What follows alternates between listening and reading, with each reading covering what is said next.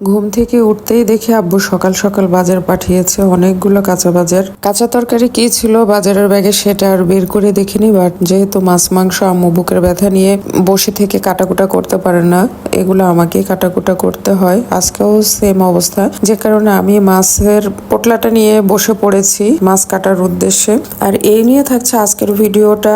Hello everyone, কি অবস্থা, কেমন আছেন সবাই? আশা করি যে যেখানে আছেন অনেক ভালো আছেন। আপনাদের সুস্থতা কামনা করেই শুরু করছি আজকের ভিডিওটা। এই তো ব্যাগ খুলতেই দেখি এখানে অনেকগুলো বড় বড় চিংড়ি মাছ পাঠিয়েছে আব্বু।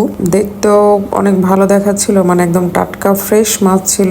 আর অলরেডি মাছের মধ্যে টুকরো টুকরো বেশ কয়েক পিস বরফ দিয়ে দিয়েছিল অ্যাড করে, যে কারণে মাছটা আরো ফ্রেশ দেখাচ্ছিল।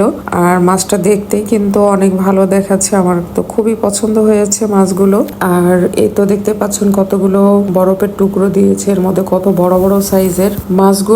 করতে আমার মনে হয় না তেমন একটা কষ্ট হবে, কারণ সাইজ একটু বড় ছিল, অনায়াসে এগুলো কাটাকুটা করে নেওয়া যাবে। ফার্স্টে তো আমি দেখে ভয় পাচ্ছিলাম যে আমি একা একা কিভাবে এগুলো কাটবো, কিন্তু দেখলাম না, খুব শর্ট টাইমের মধ্যে আমার মাছগুলো কাটা সম্পন্ন হয়ে গেছে।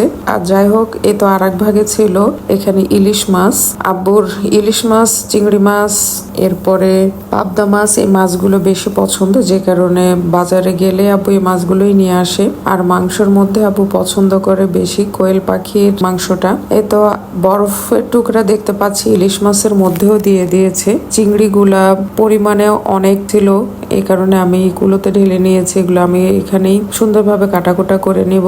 এই তো দেখতেই পাচ্ছেন আমি চিংড়িগুলা কেটে নিয়েছি। এগুলো কাটার পরও কত বড় দেখাচ্ছে সাইজে। আমার মনে হচ্ছে মাছটা খেতেও অনেক টেস্ট হবে, যদিও এগুলো চাষের মাছ, তারপরও কিন্তু কিছু কিছু মাছ অনেক টেস্ট লাগে খেতে।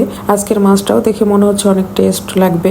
এরপরে তো আমি সবগুলো চিংড়ি এক এক করে কেটে নিয়েছি, আর কিছু অংশ আম্মুকে দিয়ে দিয়েছে আজকে ইনস্ট্যান্ট রান্না করার উদ্দেশ্যে। আর বাকিগুলো আমি ধুয়ে পরিষ্কার করে ফ্রিজে রেখে দেবো। আর এই তো মাছের মাথাগুলো কি করব ভাবছেন, ফেলে দেবো? না, সেটা একদমই না। আমি একটু হিসেবে বা একটু কিপটে, যেটাই বলেন না কেন, আমি কোনো কিছু একদম অপচয় বা নষ্ট করা অপছন্দ করি। তাই তো এই মাছের মাথাগুলো আম্মু বলেছিল ফেলে দেওয়ার জন্য, কিন্তু আমার মন তাতে সায় দিল না, যে কারণে আমি এর মধ্য থেকে কিছু অংশ বেছে ফেলে দিয়েছি, যেগুলো একটু শক্ত টাইপের। ওগুলো আমি ধুয়ে পরিষ্কার করে এগুলো ফ্রিজে রেখে দেবো। এগুলো দিয়ে কি করব জানেন? মসুরের ডাল থাকে, সে ডালের সাথে সুন্দরভাবে মাছের মাথাগুলো হালকা পরিমাণে হলুদ লবণ দিয়ে ভেজে, বা না ভেজেও যদি আপনি সুন্দরভাবে ব্লেন্ড করে এগুলো বড়া তোলেন, অন্যরকম একটা টেস্ট পাবেন সে বড়ার মধ্যে। আমিও সে উদ্দেশ্যে রেখে দিচ্ছি। নেক্সট টাইম অবশ্যই সে ভিডিও আল্লাহ বাঁচিয়ে রাখলে আপনাদের সাথে শেয়ার করব, বড়া ওঠানোর ভিডিওটা। এই তো তারপরে আমি ইলিশ মাছগুলো কেটে ধুয়ে পরিষ্কার করে নিয়েছি।